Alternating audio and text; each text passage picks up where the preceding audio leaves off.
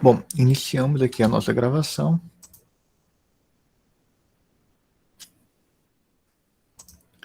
Deixa eu só colocar aqui presença que entrou agora.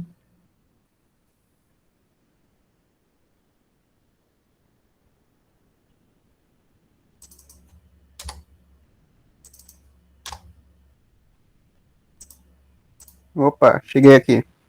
Opa, Helder. Então vamos falar um pouco de endereçamento, especificamente endereçamento IPv4, tá? Vocês devem estar acostumados, né? A maneira mais fácil de entender quando a gente fala sobre IP é ver ele no formato do IPv4, né? Que é mais comum. Que alguém entrou agora. Então aqui vocês podem ver nesse slide, né, o IP sendo representado através do IP versão 4. Tá? Então tem aqui várias redes aqui, várias sub-redes aqui nessa figura. Daí o interessante também aqui nessa figura é que a gente consegue ver que a gente tem o IP aqui, ó, ele está quebrado no que a gente chama de 4 octetos. Né? Por que 4 octetos? Né? Porque o IPv4 ele tem 32 bits, então a gente quebra em endereços aqui de 8 bits. Né? São 4 pedaços aqui de 8 bits. Tá? O que isso aqui representa? Tá? Como eu vou representar ele no formato decimal? Mas para ficar mais fácil, a gente quebra ele em 4 pedacinhos, né? Isso aqui nos diz o seguinte, né? Que eu tenho 8 bits para esse pedaço, 8 bits para esse pedaço, 8 bits para esse pedaço, esse 8 bits para esse outro pedaço. Então a gente consegue representar no formato decimal, separado por pontos, né? De uma maneira que fica mais fácil da gente lembrar. Por que, professor, por que tem essa quebra? Por que não faz direto? Porque se a gente fosse representar o IP sem ser nesse formato aqui, ele poderia ter um número assim gigantesco na casa de bilhões. Assim fica um pouco mais fácil da gente memorizar determinado IP de uma rede ou da gente configurar a própria rede, do que ter que escrever o número lá na casa de bilhões. Né?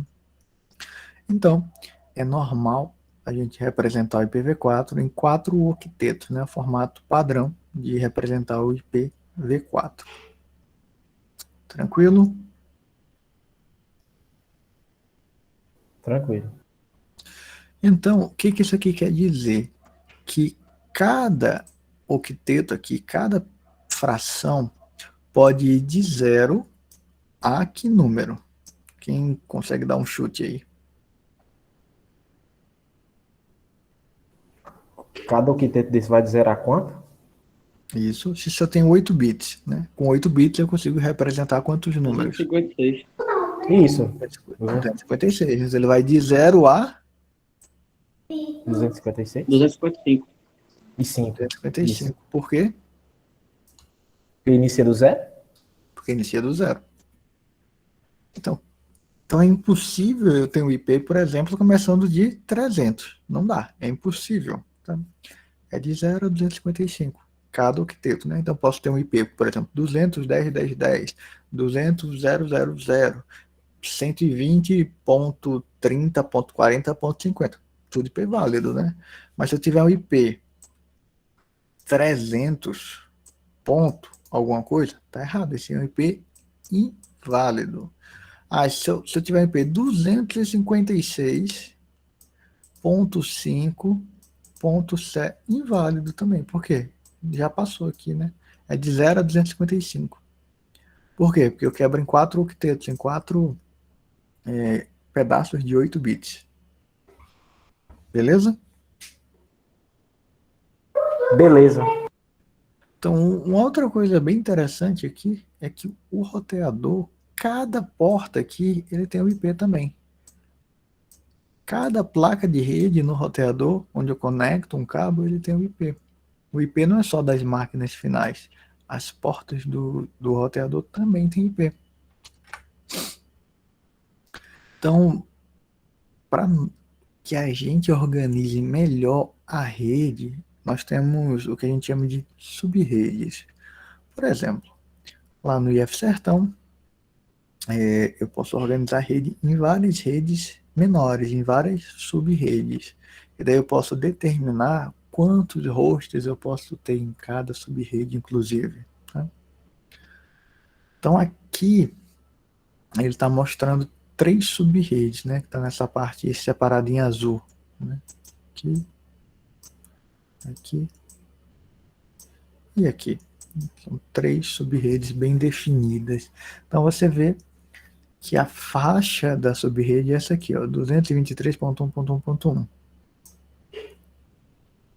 Ponto 1, aí o final que varia, que é o endereço do host, ele é só essa variação aqui, né? 1, 2, 3, mas a mesma sub-rede, que é qual? 223.1.1. Aqui seria a sub-rede 223.1.2, né? Aqui o 223.1.3, né? É aí que a gente começa a entender melhor o que são sub-redes, porque a gente vai discutir agora o que é uma máscara de rede, né? É ruim um pouco sem ter um quadro para explicar melhor para vocês como que a gente quebra, como que a gente calcula o endereço de rede, quantos hosts, né? O quanto aquela minha sub-rede suporta de host, né? Porque a gente teria que fazer uns cálculos com bits, né? É bem legal, na verdade, essa parte de cálculos com bits, de cálculo de sub-rede, mas o nosso tempo está um pouco curto e a falta de quadro dificulta um pouco. Então eu vou colocar para vocês um vídeo que explica, né, como a gente calcula as sub-redes. Né?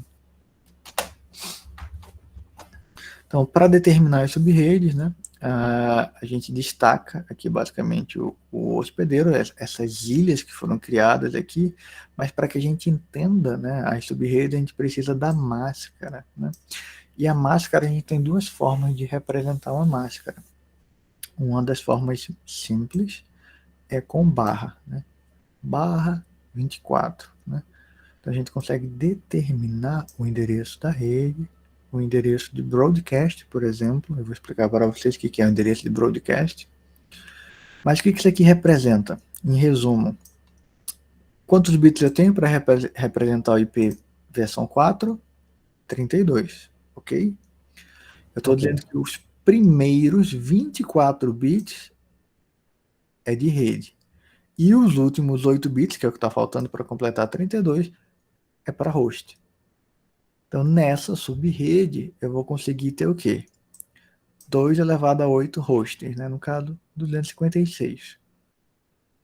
Sacaram? Essa parte de cálculo de host, que é bem simples, né? Vou explicar melhor, né? Se eu tivesse uma rede barra 23, né? Uma máscara de sub-rede barra 23, iam sobrar quantos bits aqui para eu especificar o número de host? 9. Se eu tenho 9 bits para host, isso aqui me dá 2 elevado a 9, que seria 512 hosts. Tá? Nós vamos perceber que não são bem 512 hosts, na verdade eu tenho que subtrair sempre menos 2 aqui. Então isso aqui seria 510.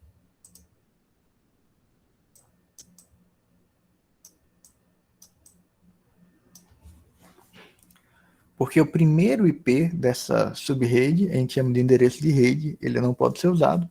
E o último IP dessa subrede, a gente chama de endereço de broadcast. Né? Então, nem o primeiro endereço, nem o último podem ser utilizados para atribuir a um host. Então, a gente sempre subtrai 2. Tá? A gente pega o endereço, a quantidade de bits, que vai especificar a minha rede, e o que sobra para host. Nesse caso, sobram 8 bits. Né? 2 elevado a 8, 256. Menos 2, eu tenho 254 endereços válidos para host. Tá? Sem o quadro fica um pouco ruim, mas deixa eu mostrar um site para vocês que é bem facinho de a gente calcular. Né?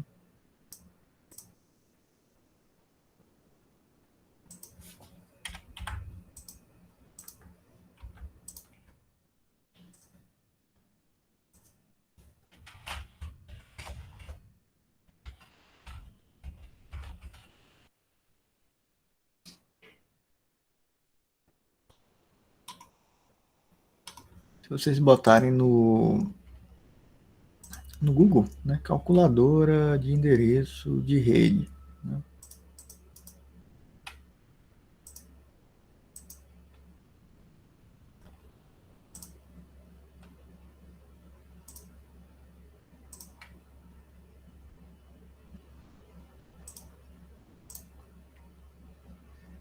Vocês vão ter algo semelhante a esse aqui, por exemplo. Tá?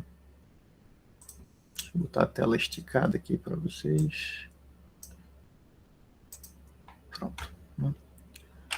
Antigamente nós tínhamos classes para o IP, né? E daí a gente escolhia classe A, classe B, classe C. Isso aqui não era muito eficiente. Daí criou-se as máscaras para o que a gente chama de uma definição sem classes, basicamente, né? Que a gente chama de SID, né? Que é o Class Interdomain Classless, né? Que é sem classe. Então, aqui a gente consegue dizer quantos bits eu estou especificando para minha máscara de rede, né?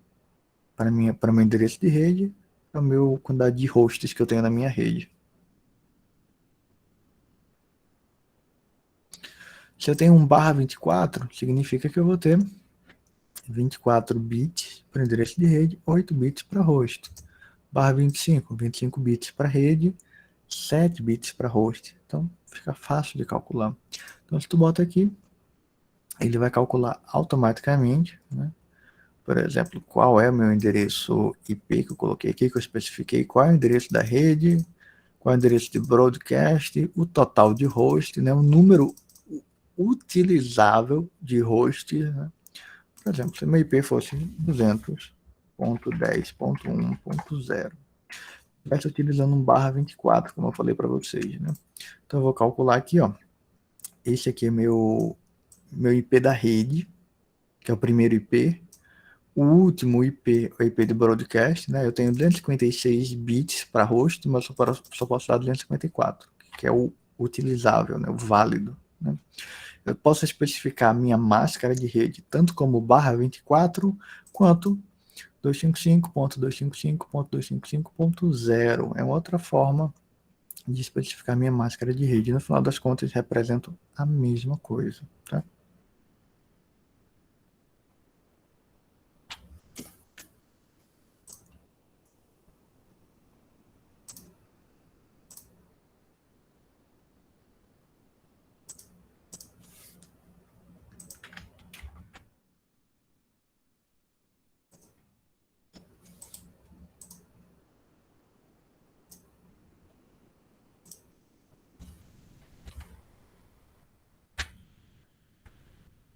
Então, aqui nesse slide, nós temos quantas sub-redes nós temos aqui? Quantas sub-redes vocês acham que existe aqui? Dê uma analisada aqui.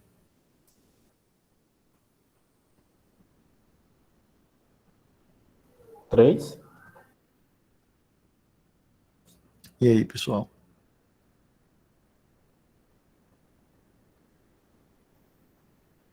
Três ou duas, eu tô em dúvida.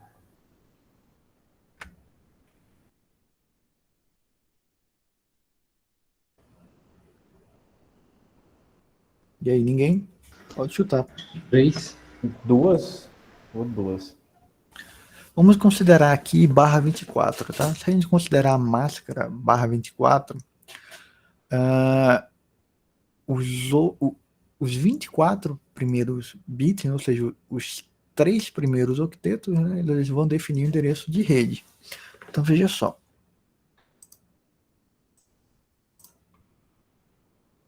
Preste atenção aqui, ó. Isso aqui seria uma rede, tá? 223.1.1. Então, esse cara aqui faria parte da mesma rede. Esse cara aqui também faria parte da mesma rede. Considerando a máscara /24, tá?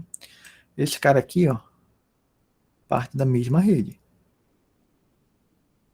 Todos têm o mesmo endereço. A parte inicial, que é o endereço da rede, é igual. Então, mesma rede. O que diferencia os hosts seria esse último bit aqui, ó. Então, esses caras aqui estariam todos na mesma rede. Já esse cara aqui, ó, 223.1.9, seria uma outra subrede. Esse outro cara aqui, 223.1.7, seria uma outra subrede, né?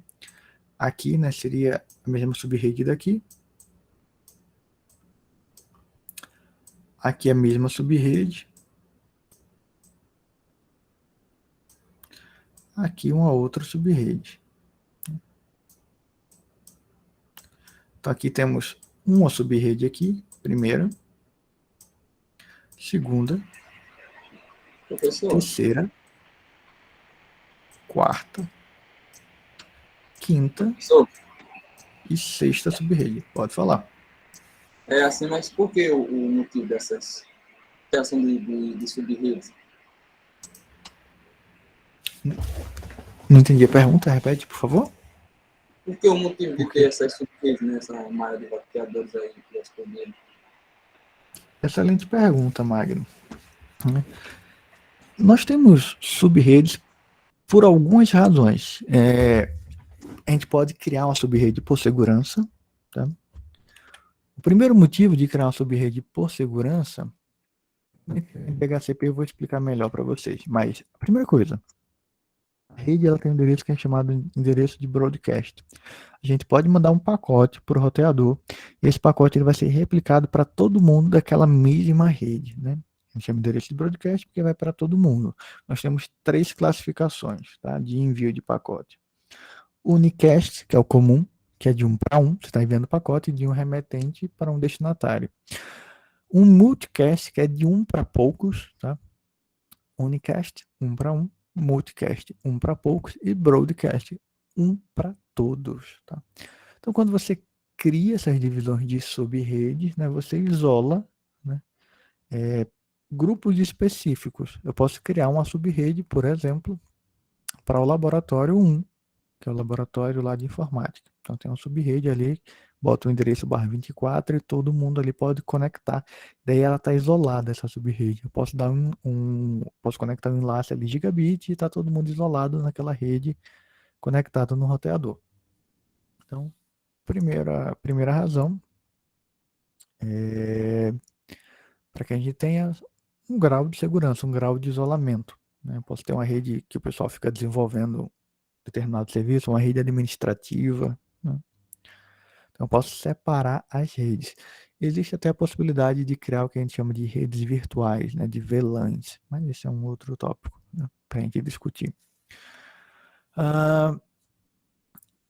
Uma outra finalidade de a gente ter sub-redes é a seguinte, né, eu posso vender, por exemplo, um link para a Tel, né, ou vocês podem comprar um link da Tel e criar o ISP de vocês. Então a Tel ela dá uma faixa de IP para você, para que você utilize. Assim, o Magno comprou aqui um link da Tel de 10 gigabits, ele vai vender internet na tua cidade. Daí ele lhe dá uma faixa de IPs. Como que ele define essa faixa de IPs da tua rede? Com a máscara. Ele quebra, ele cria uma sub-rede para ti, e daí tu cria o teu ISP com aquela máscara, né, com aquele conjunto de IPs basicamente que você tem. Porque no final das contas, quando eu crio sub-redes, eu estou definindo, de certa forma, quantos hosts eu vou ter nessa minha sub-rede. 200 hosts, 300, 400, 500, 600 hosts, né? Na verdade, eu estou falando aqui de maneira aproximada. Depende de quantos bits eu vou ter para especificar os meus hosts, né? Então, essa é uma maneira muito eficiente de eu distribuir os IPs que eu tenho disponível, né, para que redes sejam criadas. Imagine que eu sou uma operadora, né, que eu tenho milhões de IPs. Eu preciso distribuir esses IPs para ISPs menores. Então eu crio subredes. /24, /23, /22. Beleza?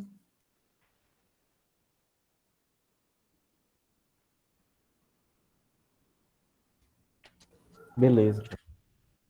Continuando, tá?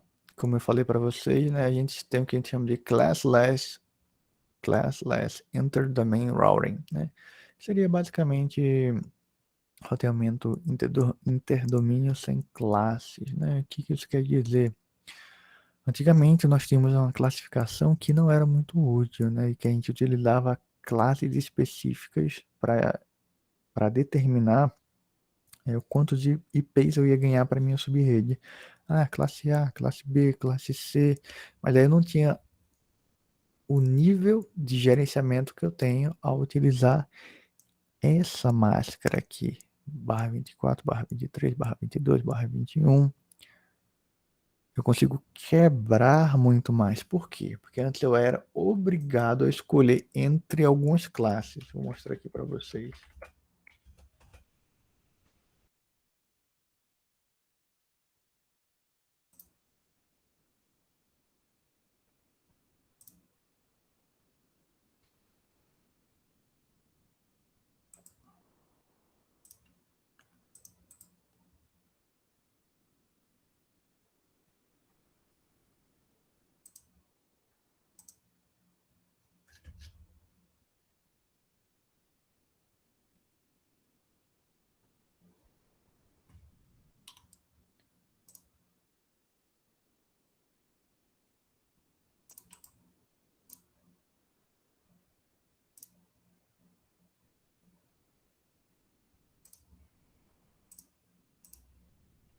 Então, o que a gente tinha antes de usar o SID, né? O Classless Interdomain Routing, né? A gente tinha isso aqui, ó. A gente tinha classes específicas. Vocês conseguem ler? Tá carregando ainda. Deixa eu aumentar um pouco. Dá para ler agora? Até que sim. Ou não? Dá. Melhorou. Eric Agora disse que dá, não. agora dá. Deixa eu tentar fazer o seguinte, peraí. Ver se melhora um pouco.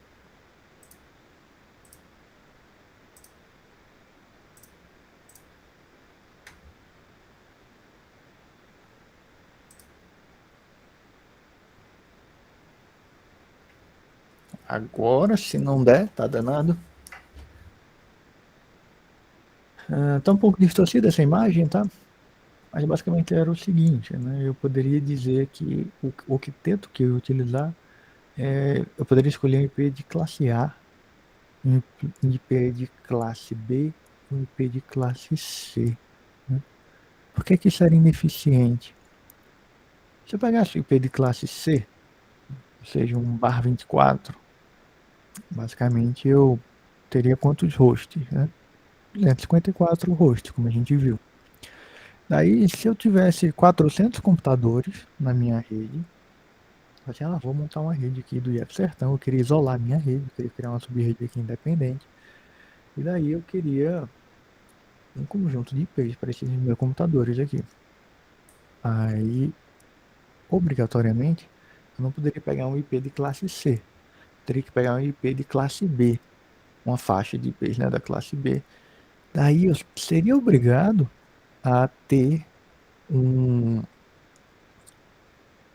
máscara de rede que me obriga a ter 65 mil endereços de rede. Mas eu só queria 400. Mas o C não dá, tem que ir para o B. O B é 65 mil. Se eu tiver 70 mil computadores, eu sou obrigado a pegar um IP de classe A, sendo 16 milhões de hosts. Né? Então, assim, era muito ineficiente. Caso a gente tivesse no limiar um pouco acima da classe C, da classe B, né? Daí eu era obrigado a pegar um A, por exemplo, se eu tivesse 70 mil computadores na minha rede. Que daí eu estaria com 16 milhões de IPs para minha rede, que não faz muito sentido. Então, uma evolução disso aqui foi o CID, né? O Classless Interdomain Routing, né? Classless, né? Quando a gente tem esse finalzinho aqui, deixa eu compartilhar com vocês aqui. Em inglês, né? Eu já falei para vocês o que significa esse less, né? Quando a gente tem o wireless, né? Que é sem cabo, né? Sem fio. O classless é sem cabo. Perdão, classless é sem classe, né? Sem classe. Roteamento, interdomínio, sem classe, né? O less é ausência. Em inglês, quando a gente fala homeless, é sem casa, né? Classless, sem classe. E aqui, nessa figura do slide 31, a gente consegue ver aqui, ó, a minha subrede, tá? e a parte de bits, né, a quantidade de bits para endereço de host, que são 9, né? São os últimos 8 bits, né, do último octeto, mais um bit, né? Por quê? Porque é barra 23. Se é barra 23, são 23 bits para especificar o endereço da subrede, 9 bits para especificar o endereço de hospedeiro, de host. Tranquilo?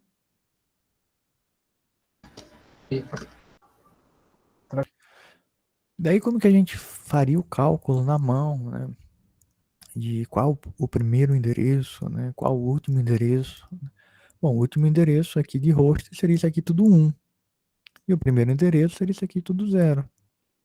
Daí a gente calcularia que número isso aqui representa em decimal. 0. Tá aqui. A que número isso aqui representa em decimal? Caso 16. Tá? E o último endereço aqui, qual seria? Seria com isso aqui com 1, né? Seria 17 aqui.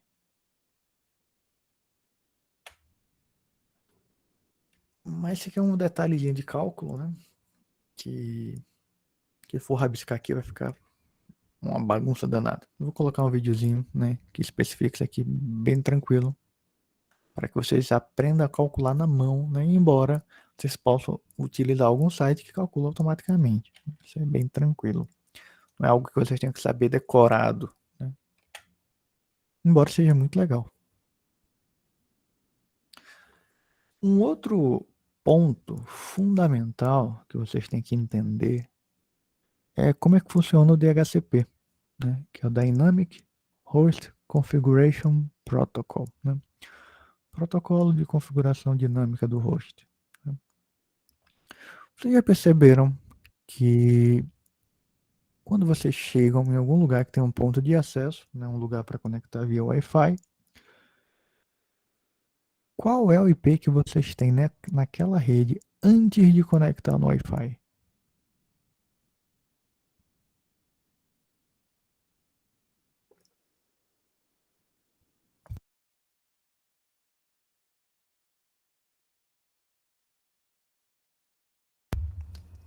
Vou reformular a pergunta. Vocês chegaram lá no IF, pegaram o celular de vocês para conectar na rede Wi-Fi. Vocês estão sem 3G, 4G, certo? Vocês vão conectar na rede do IF via Wi-Fi. Antes de vocês conectarem lá na rede de visitantes, qual é o IP de vocês? Do próprio celular? Não? MP livre? Não. Vocês basicamente não têm IP. HCP serve para que vocês consigam um IP de maneira automática. Vocês poderiam especificar um IP, isso é possível, né? Manualmente, né? Tá, conectei aqui no roteador, vou especificar um IP manualmente aqui, mas aí você teria que saber qual seria o IP da rede, qual seria o DNS, especificar um conjunto de informações que não tem como você saber, né, se você não foi o cara que configurou a rede. Então o DHCP ele tem um papel muito simples, ele lhe dá um IP válido para que você consiga usar a internet naquela rede, ou você consiga fazer parte daquela rede. Pode ser uma rede que não tem acesso à internet, acontece, né? Mas o DHCP ele é esse protocolo que pertence à camada de rede e ele faz com que você consiga um IP de forma automática quando você encontra o identificador da rede, o SSID, né? Uma rede Wi-Fi ela tem um SSID, aí você pede para conectar nessa rede, ou até quando você bota o cabo no computador que está ligado a um roteador, um switch, daí a gente usa o DHCP para conseguir um IP. E cada rede, né, ela só pode ter um servidor DHCP. Eu vou explicar para vocês o porquê. Vamos entender o funcionamento do DHCP. Tá? O DHCP ele funciona com 4 mensagens, né? O DHCP Discover, o DHCP Offer, o DHCP Request e o DHCP ACK. Vamos entender aqui como é que ele funciona na prática, que é um pouco mais fácil, tá? Perceba que eu tenho um computador que está chegando aqui na minha rede, né? Um computador novo, né? O que acontece com esse computador? Ele não tem IP. Ele precisa de um IP. Daí ele vai contactar o servidor DHCP para conseguir um IP. Certo? Então a gente tem essa figura aqui, muito legal, que ele vai mandar um pacote. Ele vai mandar um pacote para quem? Esse cliente que está chegando para ele conseguir o IP. Para qual servidor?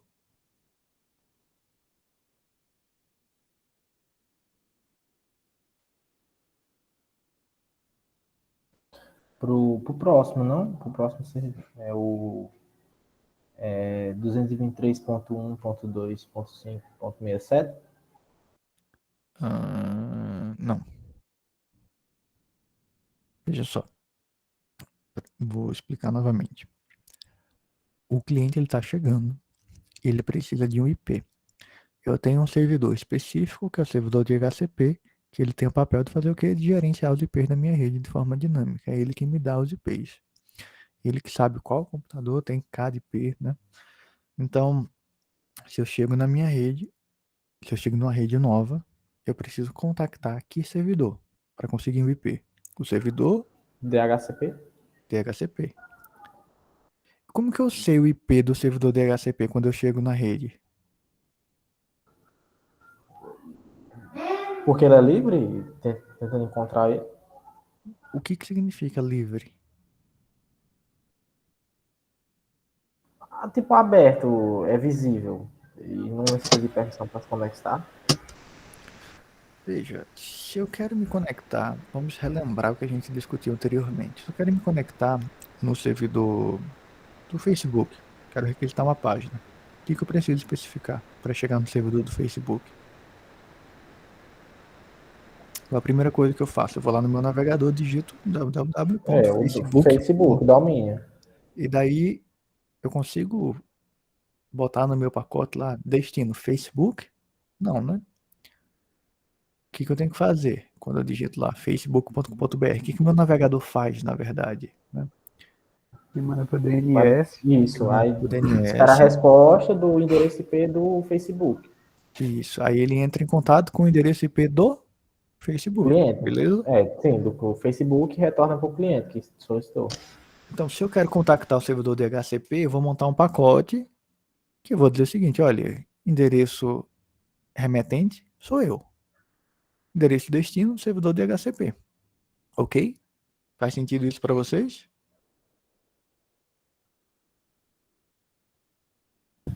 Não, faz. Sim.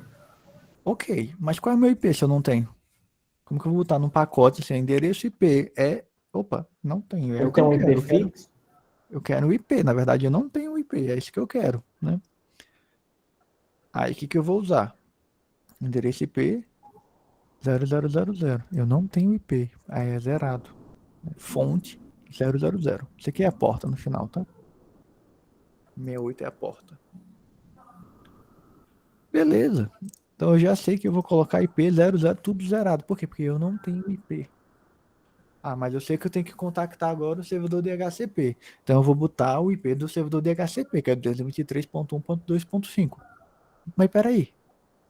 Como que eu sei qual é o IP do servidor DHCP? Eu não sei, eu tô chegando agora na rede. Ele não é um IP padronizado, né? Não é um IP público, assim, que todo mundo sabe o IP do servidor DHCP. Não é. É o IP do servidor DHCP que foi definido na rede pelo administrador da rede. Daí como que eu sei, como que eu vou contactar o servidor DHCP diretamente? Eu não contacto, eu não tenho como contactar o servidor DHCP diretamente, porque eu não sei qual é o IP do servidor DHCP. Então, quando eu chego na rede, quando é um computador novo que está chegando, seja eu conectando ele via cabo, via Wi-Fi, tanto faz, eu vou mandar um pacote que a gente chama de broadcast. Vou mandar para todo mundo o meu pedido de IP. Vai ser, opa, preciso de um IP. Vou usar o protocolo DHCP. Vou dizer que a origem sou eu e eu é 000 porque não tem o IP. Ou seja, não tem IP, eu quero um IP. Né? Meu IP é 0000. E para quem? Para todo mundo da rede. 255.255.255.255. Isso a gente chama de endereço broadcast geral, né? Quando eu especifico que um pacote tem esse endereço IP de destino, 255.255.255.255, significa que esse pacote vai ser encaminhado para todos os computadores da rede. Eu vou dar um exemplo muito simples. Quando vocês estão na sala de aula e eu falo e eu abro a porta e vamos supor que todo mundo esteja dentro da sala de aula, que é uma coisa difícil de acontecer, né? Quando eu abro a porta, geralmente sempre tem alguém fora que chega depois. Mas vamos supor que esteja todo mundo dentro da sala de aula e eu falo o nome de. Deixa eu ver aqui. De Leonardo. Falou, oi Leonardo, boa noite.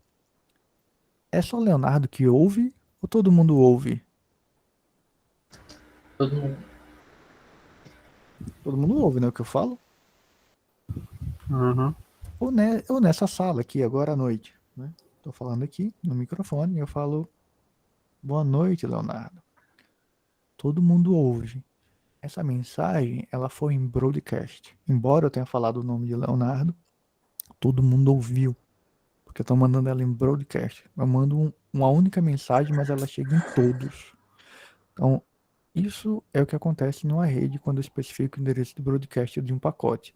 Esse pacote ele é replicado e todo mundo vai receber. Ah, professor, então quando eu chego numa rede que eu peço um IP, todos os computadores daquela rede recebem o meu pedido? É. Mas quem responde? O DHCP. Porque ele é o único que está rodando um serviço específico, ouvindo naquela porta específica, que é a 67, porta padrão do servidor DHCP 67, que vai me responder. Sacaram? Então eu chego na rede, eu não tenho IP 0000, né? Eu não sei qual é o IP do servidor DHCP, então eu boto o IP em broadcast para que esse pacote, esse meu pedido seja encaminhado para todas as máquinas dessa rede, e daí o servidor DHCP vai receber, se todas as máquinas da rede vão receber, obviamente ele vai receber também, mas só ele vai me responder com a oferta de IP. Então vejam só, eu especifiquei aqui meu IP, que é nenhum, porque eu não tenho. E eu mandei para quem? Para todo mundo. Por quê? Porque eu não sei qual é o endereço IP do DHCP. Então eu mando esse pacote para todo mundo. Eu mando esse pacote em broadcast. Todo mundo vai receber da rede, inclusive o servidor DHCP. Quem é que responde? Só o servidor DHCP que vai me responder. Porque ele é o único que está rodando um serviço naquela porta 67 para atender a minha solicitação. Claro? Aham. E esse endereço aí depois ele é armazenado no DNS? Não. Vamos lá, vamos por partes. Daqui a pouco eu chego nesse ponto. Tá? É uma boa pergunta, tá? Aí eu tenho depois. Vamos só finalizar esse processo aqui e eu te respondo, tá? Aí eu tenho essa oferta do DHCP. O que o DHCP vai fazer? Ele vai me dar um IP, ele vai me propor. Ele vai dizer, olha, eu tenho esse IP aqui disponível. 223.1.2.4, né? Tem esse IP aqui disponível para você que está me pedindo um IP. Como é que ele vai responder para o cliente? O cliente tem um IP? Sim ou não? Não. Não, ele está pedindo IP, ele não tem o IP. Como que eu vou mandar um pacote para esse cliente que não tem IP?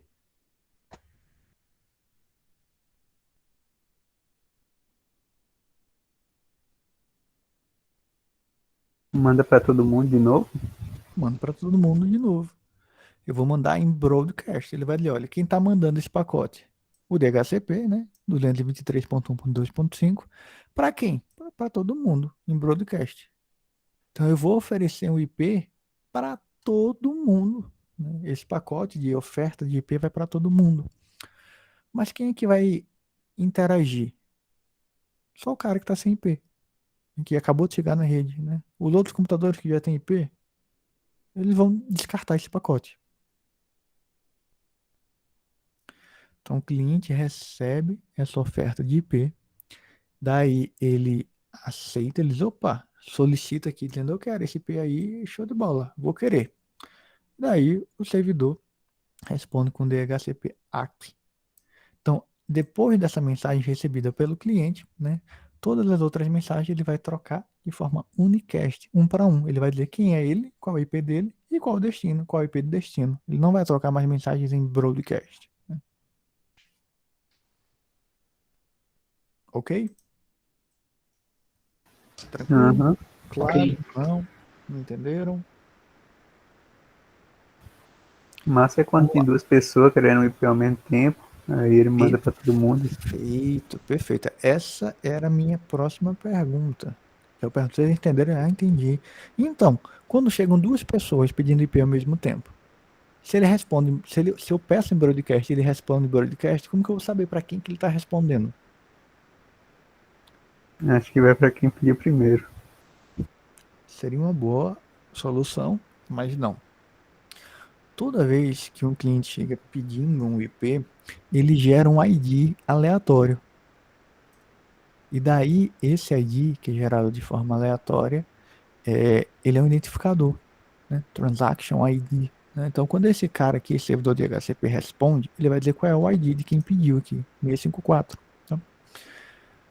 E daí todo mundo recebe, inclusive aquele outro cara que acabou de chegar na rede. Mas ele vai dizer, opa, 654, ah, não fui eu que pedi esse aqui, não. Eu pedi aqui o 333. Então, eu sei que esse aqui não é para mim. Eu vou esperar a resposta do meu pedido, que é 333, não é 654. Então, toda vez que eu vou pedir um IP, né, eu gero um ID por meu pedido. Né, e daí o servidor DHCP ele consegue identificar que aquele pedido foi o meu pedido. E eu consigo saber que aquela resposta foi para mim. Aí quando o cliente obtém essa resposta, ele retorna com o número 655. Isso ele incrementa em 1. Ele incrementa em 1. Então a gente tem essa sequência, que é o descoberta ou discovery, oferta, que é o offer, né? Descoberta de quem? Do cliente. Ele quer descobrir no servidor DHCP. Aí o servidor DHCP vai lá e oferta um IP, que é o offer. Né? Aí o cliente vai e diz, opa, eu quero, que é o request. Né? E o DHCP vai lá e confirma, que é o DHCP ACK. Né? Então a gente tem essas 4 mensagens aqui. DHCP Discovery, né? Descoberta, oferta, requisição e ACK. Nessa ordem. Né? Isso aí é só pro celular, né? Não. PC também é assim? Sim, quando você conecta no cabo, você não tem IP. Você precisa pegar o IP da rede automaticamente. Né? Você não vai especificar na mão. Você pode, se quiser Eu especificar na mão. pensava que já vinha com IP fixo. Não. É porque senão você. Isso é uma excelente pergunta também. Quando tu pega o teu notebook e leva para outro lugar, é o mesmo IP? Não, é o IP daquela rede que tu acabou de se conectar, né? É um IP diferente. Rapaz, pois haja IP no mundo. Justamente, né? Daí o DHCP, ele resolve um desses problemas, né? É uma boa sacada isso que você diz, AGP, porque não tem tantos da versão 4, né? São 4 bilhões aproximadamente. Daí o que acontece? A gente começou a ter um problema de falta de IP. Então a gente teve que fazer uma gambiarra. Criou-se uma coisa chamada NAT, Network Address Translator. Daqui a pouco a gente chega lá no NAT. O DHCP ele tentava, ele, ele tem esse papel, na verdade, né? De tentar fazer com que uma rede ela consiga rodar bem com um número de computadores muito grande, mas com um número pequeno de IPs. Exemplo, né? Vamos supor que seja uma empresa. que tenha funcionários que trabalham manhã, tarde e noite. Ok?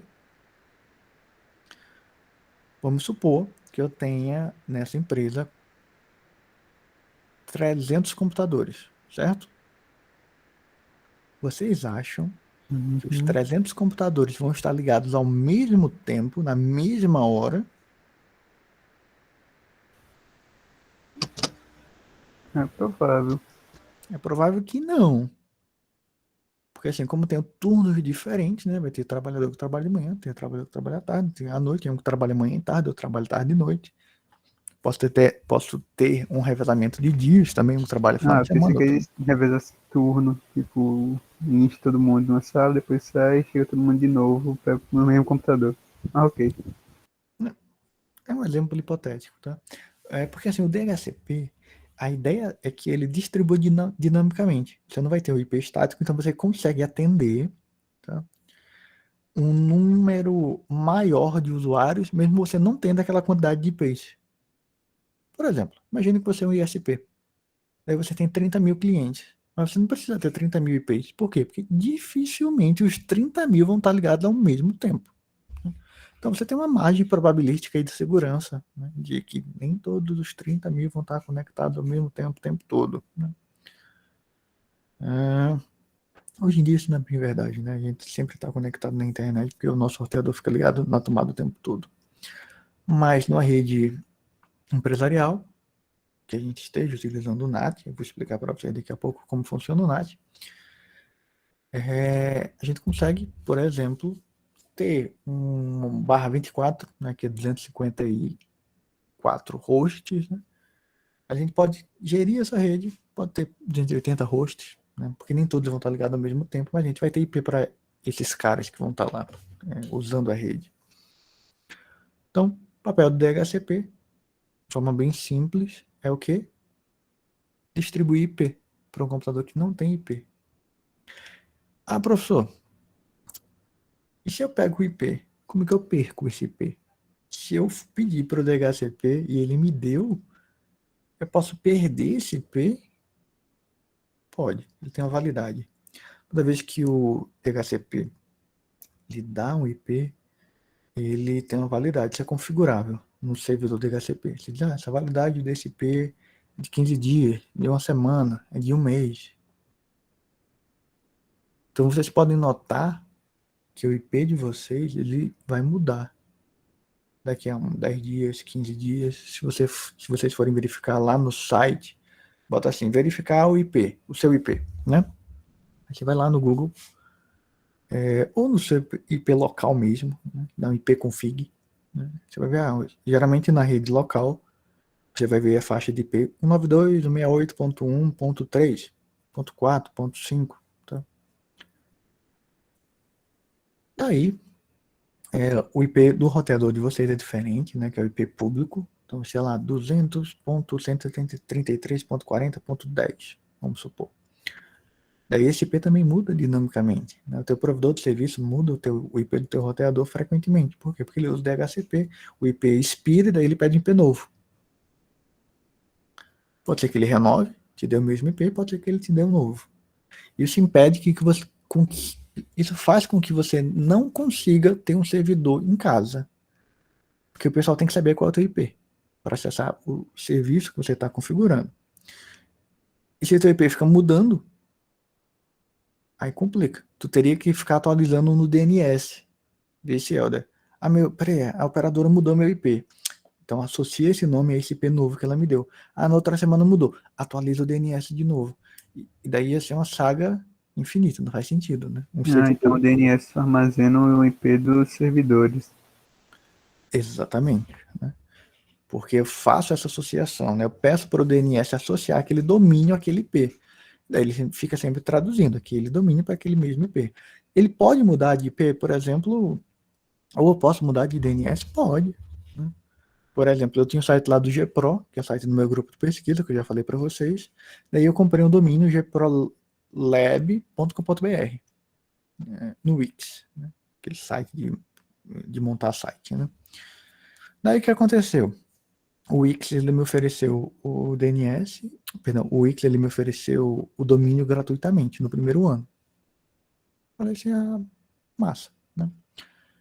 Você paga para ele hospedar o seu site num servidor web, né? Provavelmente deve usar o Apache. Ele armazena lá na nuvem, teu site está sempre disponível, te dá um domínio, ou seja, ele paga para o registro.br, aquele domínio que eu escolhi, ele fala, te dou um ano gratuito de domínio. Beleza. Ele já faz a configuração com o servidor DNS também, para traduzir aquele domínio, naquele IP, para apontar para a máquina dele. Show de bola. Passou um ano, ele fez, seu domínio vai expirar, você tem que renovar. Aí ele me cobrou o preço de um domínio anual no registro.br, que eu já mostrei para vocês, é R$40, né? O preço anual. Daí quando o Wix foi renovar, ele fez, opa, peraí, ó, o preço aqui para tu renovar o teu domínio é R$70. Eu falei, oxe, ele não me cobrou no primeiro ano, tá querendo cobrar agora no segundo, o primeiro e o segundo junto, e os outros também, né? Quase o dobro do preço real do domínio. Aí o que eu fiz, né? Eu criei um domínio diferente. Antes era gprolab.com.br, né? Eu criei o domínio gprolab.org, né? Pagando mais barato, né? Comprei o domínio acho que por 4 anos, né? Como é o gprolab.org, não .br, eu tive que comprar no site fora, mas saiu mais barato ainda do que pagar os R$70. E comprei o domínio por 4 anos. Aí eu falei, Wix, pode cancelar meu domínio, gprolab.com.br, não quero mais não. Aí ele fez, beleza, mas a gente vai amarrar o teu domínio aqui por um mês. Você não vai conseguir comprar esse domínio no registro.br, caso eu queira. Eu fico um mês sem conseguir comprar, que ele fica segurando esse domínio por mais um mês. E daí eu apontei, fui lá no site do Wix, apontei para o meu domínio novo, fiz, olha, eu comprei esse domínio, né? Eu vou lá, faço as configurações, eu quero que você, no seu servidor, né? O seu servidor, esse IP aqui, eu quero que atualize no DNS para esse domínio. Faça esse domínio ser traduzido para o seu IP, que agora eu comprei um domínio novo. Aí eu vou lá, configurei, show de bola, né? Mas você pode trocar, por exemplo, o IP, né, da tua máquina, mas não é comum. Você não vai ficar trocando o IP da tua máquina. Entenderam o que eu quero dizer? Por alto.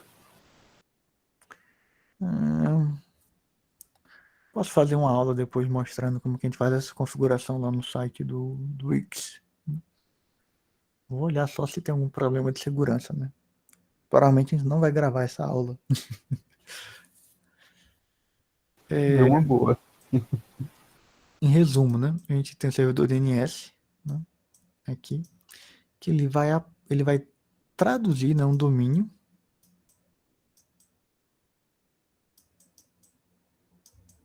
para um IP. O que eu tinha? Tá? Vejam só. Eu tinha aqui no servidor do Wix, né? O servidor do Wix ele fornece o IP da máquina dele, né? Lá, vou botar o IP aqui, maluco aqui, 200.10.2.4. Isso é o IP da máquina do Wix, que está rodando o Apache. Eu consigo encontrar esse servidor por esse IP fixo. Tá? Daí o Wix me deu, por um ano, o domínio gprolab.com.br. Depois de um ano, eu precisaria pagar o dobro do que esse domínio vale para renovar. E daí, o que eu fiz? Né? Tem uma entidade, que é o registro.br, que é responsável aqui no Brasil por todos os registros de domínios. A gente já falou sobre isso. Né? Registro.br, tá? Aí eu fui lá no registro.br, obviamente que esse meu domínio gprolab.com.br não estava mais disponível. Por quê? Porque o Wix tinha comprado no registro.br esse domínio, né? Daí ele, de maneira um pouco mentirosa, disse que tinha me dado de graça por um ano, mas no segundo ano ele vai me cobrar em dobro. Daí o que eu fiz? Falei para o Wix que eu não queria mais esse domínio que ele tinha alocado para mim. Fui em outro site, comprei um outro domínio, que foi gprolab.org, e falei para o Wix, olha, atualize aqui no DNS, né, o o meu domínio. Faça o DNS apontar para a sua máquina, mas o meu domínio novo, que é o gprolab.org. Ficou mais claro com essa figurinha meio rabiscada aqui? Aham. Sim. Ok. Então, o DHCP, além dele lhe dar o IP, ele vai lhe fornecer algumas informações adicionais. Por exemplo, qual é o número do servidor DNS que você deve contactar, qual é a máscara da rede, né, da rede que você está participando, qual é o endereço de rede, qual é a máscara, né? Então, tudo isso o DHCP ele lhe fornece quando você pede um IP na rede. Aqui é um exemplo de um computador que está conectando aqui, entrando aqui na rede agora, né? Todo computador, certo, pessoal? Todo computador, ele tem um endereço físico. O que é um endereço físico? É um MAC. A gente chama MAC address, né? Toda placa de rede, seja ela Wi-Fi, uma placa de rede Wi-Fi, seja minha placa de rede que eu conecto um cabo, né? Minha placa de rede Ethernet, tem um endereço físico único que cada fabricante, né, especifica, né, esse endereço físico. Tá? A gente chama esse endereço MAC. Então o DHCP, basicamente ele faz uma associação IP e MAC, para ele saber qual computador recebeu qual IP. Tá? E daí, aquele computador, ele recebe aquele IP por uma semana, 2 semanas, 3 semanas, isso é configurável no servidor DHCP. E como que ele sabe qual é aquele computador? Pelo MAC, que é o endereço físico da máquina, endereço único. Né?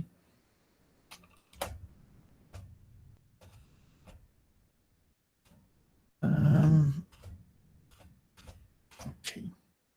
Aqui é com o Wireshark, tá? Um exemplo, né, para a gente coletar os pacotes de HCP e visualizá-los, tá? Caso vocês tenham curiosidade, baixem esse software, né? O Wireshark, ele usa por debaixo dos panos uma biblioteca chamada TCP-Dump. Daí você consegue visualizar os pacotes que estão sendo trafegados pela tua placa de rede. Todos os pacotes. Inclusive os HTTPs, o DNS, o DHCP. Você consegue coletar todos os pacotes e você começa a ver até o próprio cabeçalho do pacote. Tá? Ok, DHCP. Né? Qual o papel do DHCP?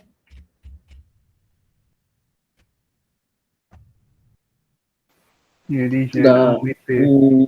um IP válido para que seja possível que você acesse aquela rede.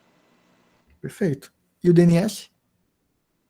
Ele armazena o IP e também o domínio e mescla um ao outro ali. Mas qual é o serviço que o DNS oferece? O DNS vai pegar o domínio que você digitou lá, o www, sei lá o que, aí ele vai converter isso em IP e vai mandar o IP para você, para que você consiga acessar a parada. Perfeito. E o DHCP, ele tem uma faixa de IPs que ele consegue distribuir. Quando eu peço IP, ele tem uma faixa de IPs. Ele vai olhar o que está livre e vai distribuir. Inclusive no roteador de vocês, se vocês acessarem, quem já configurou um roteador wireless, né, um ponto de acesso, ele tem uma opçãozinha lá que você diz assim, olha, eu quero 50 hosts. Você diz assim, eu quero que comece a distribuir o IP 192.168.1.100 até 192.168.150. Você diz a faixa de IP que você quer que o DHCP distribua. Por que você faz isso com o DHCP?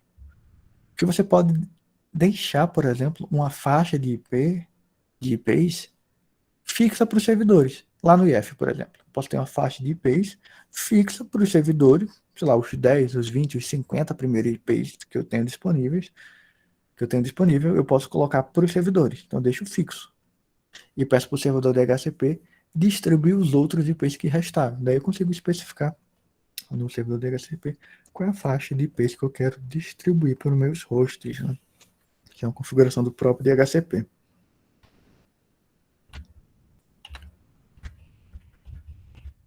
Basicamente, o papel do DHCP é dar um IP para a máquina que não tem IP.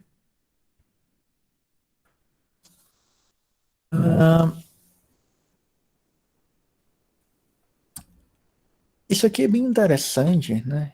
Que eu tenho um ISP, né? Provedor de serviço de internet, que eu tenho várias organizações, né? Que era o exemplo que eu estava tentando explicar anteriormente. Para que eu preciso de subredes? Bom, eu tenho uma faixa grande, eu tenho um bloco de IP grande aqui, /20. Isso quer dizer que eu tenho 12 bits para host, né? Mas eu não quero criar uma rede gigantesca com todos esses hosts. Eu tenho organizações separadas, eu tenho 8 organizações. Então eu consigo criar subredes. Então eu vou pegar esse bloco maior e vou quebrar em subredes /23. Como é /23, eu só vou ter para host, nesse caso, 9 bits. Então eu consigo distribuir essa faixa de IPs maior, nessa faixa de IP maior, /20, em subredes menores, /23, né, para 8 organizações. Aqui é um exemplo dessa distribuição. Tá? E aqui vocês vão encontrar uma discussão no livro do Kurose, ele dizendo o seguinte, beleza, mas o que acontece se eu mudar um IP específico de uma organização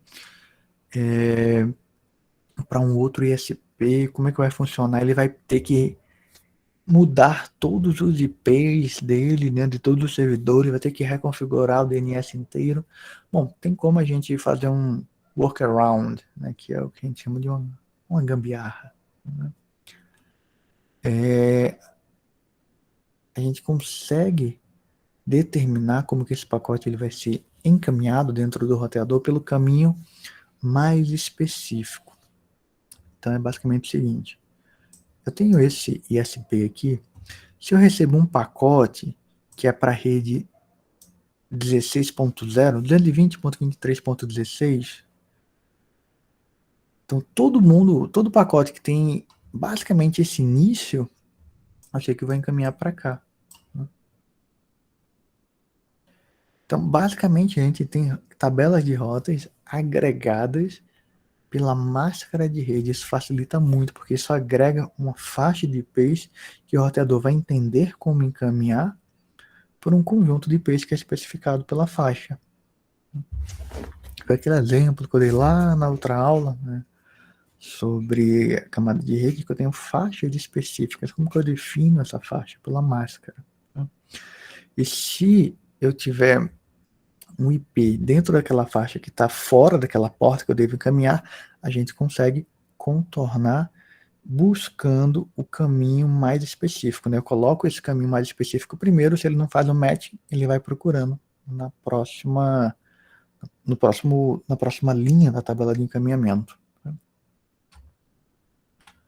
Que é o que aconteceu aqui nesse exemplo, que a organização 1 ela se desvinculou do ISP Fly by Night. A ICANN, que é a Internet Corporation for Assigned Names and Numbers, é quem basicamente distribui os blocos de endereço, né, os blocos de IP. A gente viu na aula passada, né, que a gente utilizou no site, né, tem IPGEL e outros IPs, IP Location, etc., que a gente consegue ter uma aproximação da localidade. Isso é possível porque os IPs são distribuídos com a ideia de localidade, até para facilitar o processo de roteamento. Então a gente distribui uma faixa de IPs por país, por exemplo. Daí aquele país é responsável por distribuir por região, depois em sub-regiões menores. Então, pelo IP, a gente consegue dizer, por exemplo, pelo começo do IP, a gente consegue especificar qual é o país, por exemplo, se é o Japão, se é o Brasil. E daí, quando a gente vai analisando, né, o resto do IP, a gente vai conseguir chegar no estado, numa cidade. É como se fosse o CEP. Né? O CEP, o início do CEP, ele vai determinar o estado, depois uma região específica daquele estado, depois uma cidade, depois um bairro específico, uma rua. O IP funciona de forma muito semelhante. Isso facilita demais o processo de roteamento. Ah, então é por isso que não tem um IP fixo para todo mundo desde o começo, né? Não, não necessariamente. É uma boa pergunta também. Seria bom que a gente tivesse um IP fixo para todo mundo, assim, naquela rede que eu conectei o cabo, né? Ele me dá sempre o mesmo IP. Mas daí quando você move o teu computador, aí faria sentido o que tu falou, né? Ah, eu movi o meu computador para um outro lugar, um outro estado. Aí realmente, né? Como é um outro estado, seria uma outra faixa de IP. Mas um dos princípios do DHCP é realmente gerir essa faixa de IPs para clientes dinâmicos, né? Aí, cliente novo, eu dou o mesmo IP que eu dei na semana passada. Aí a gente chega no outro conteúdo muito interessante que é o NAT, né? O Network Address Translation. A gente não vai conseguir acabar o NAT, mas eu vou conseguir iniciar, né? O que é o NAT? O IPv4, como eu falei para vocês, ele se esgotou já há alguns anos atrás, né? E não tem blocos de IPv4 disponíveis para serem comprados no mercado. Então, o que acontece? Esse problema ele foi detectado já há anos atrás. A gente não tem IPs disponíveis para todo mundo. Porque em casa hoje a gente tem computador, Smart TV, outro computador, é um conjunto de dispositivos que muitas vezes é mais de um IP por pessoa. A gente tem dispositivos como assistentes virtuais, né? Tipo Alexa, por exemplo, um porta-retrato IP. Enfim, tem vários dispositivos. Tem geladeira conectada na internet, torradeira conectada na internet, ar-condicionado conectado na internet, lâmpada conectada na internet. Veja, não tem IP para esses dispositivos todos, né? Bom, isso já foi percebido há muitos anos atrás. Então, o que acontece, né? Que isso é muito importante que vocês entendam. Foi criado um mecanismo, uma gambiarra chamada NAT, Network Address Translation, né? Em alguns lugares, translator, né? Vocês vão ver essa, ou translation ou translator. O NAT, ele cria IPs inválidos na internet. Por que IPs inválidos? Né? Geralmente na faixa 9268.0 alguma coisa, ou 9268.1, ou 10.00 alguma coisa. Como a gente não tem IP disponível na internet suficiente para dar para todas as máquinas dentro da nossa casa, o que acontece? A gente tem um IP válido no roteador e vários IPs inválidos dentro de casa.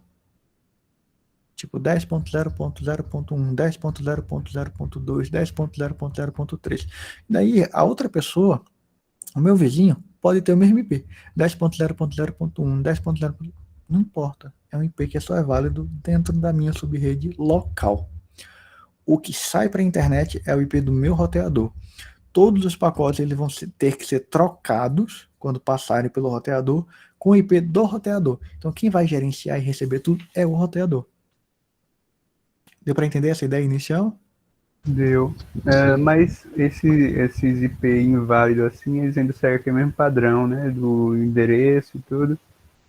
Isso. Fazendo uma analogia bem bizarra, é como se eu não tivesse um nome. É como se a gente fosse se comunicar na internet através de nomes. Leonardo, Helder, Magno, Neto. Mas eu não tenho nome para dar para todo mundo. Ia começar a se repetir, porque não tem nome suficiente.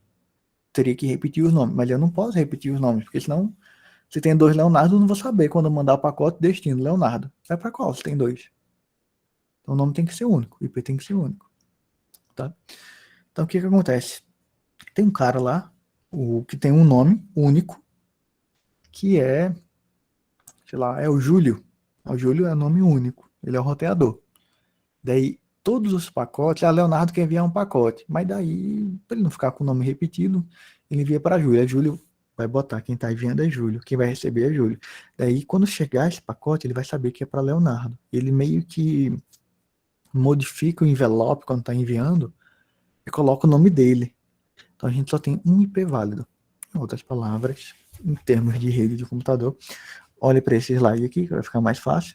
Eu tenho um IP válido na internet, que é o 138.76.29.7, tá?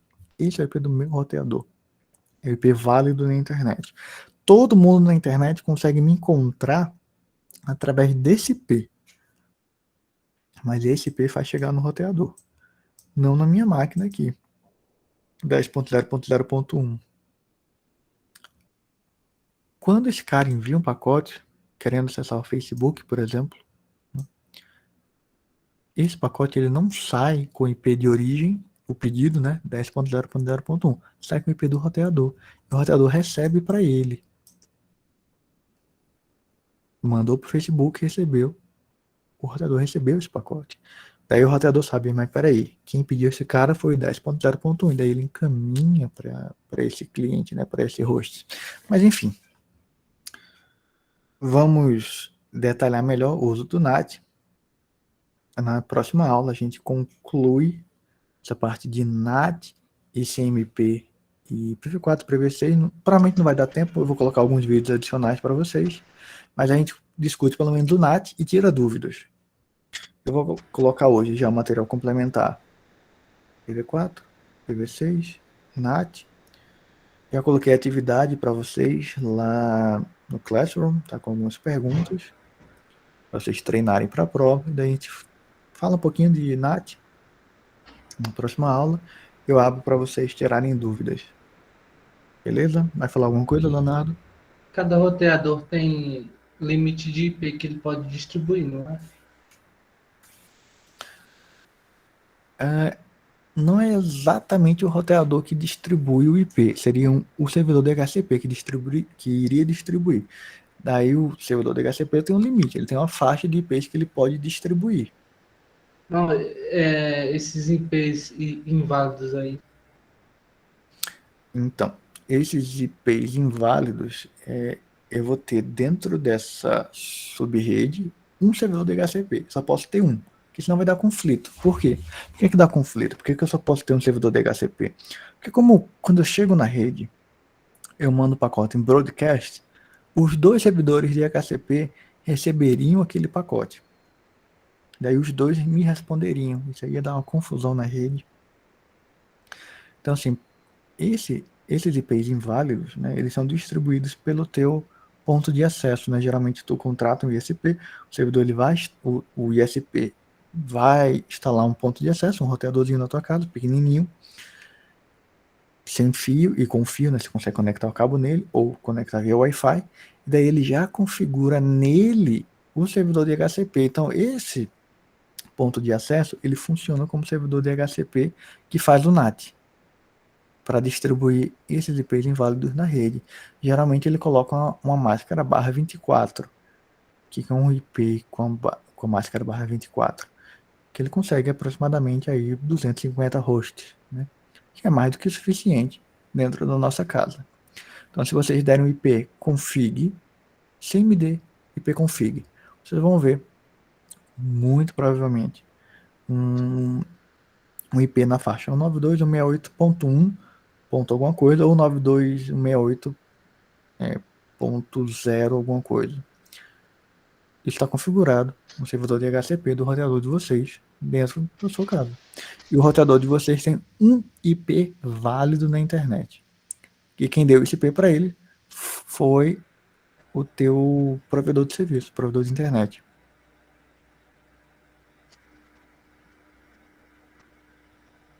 Entendi. Então imagina esse cara aqui como teu roteadorzinho dentro de casa. Ele tem um IP válido na internet. Qual é IP válido? Joga lá no Google, bota assim, meu IP local, meu IP região, né? Aí ele vai dizer, teu IP, tu tá em tal região, teu IP é esse. Você olha, oxe, mas meu IP não é esse aqui não. Quando eu dou IP config, ele mostra o IP 192.168. Quando eu clico nas configurações na minha placa de rede, tá aqui, 192.168.1.10. Por que quando eu estou acessando o site aqui, ele está me dizendo que o meu IP é outro? Está dizendo que meu IP é 200 ponto não sei o que, ou 188 ponto... Bom, porque esse é o IP real na internet que vocês têm. É o IP do roteador de vocês.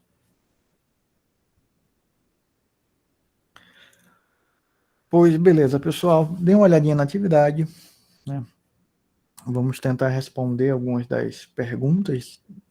Lembrando, né?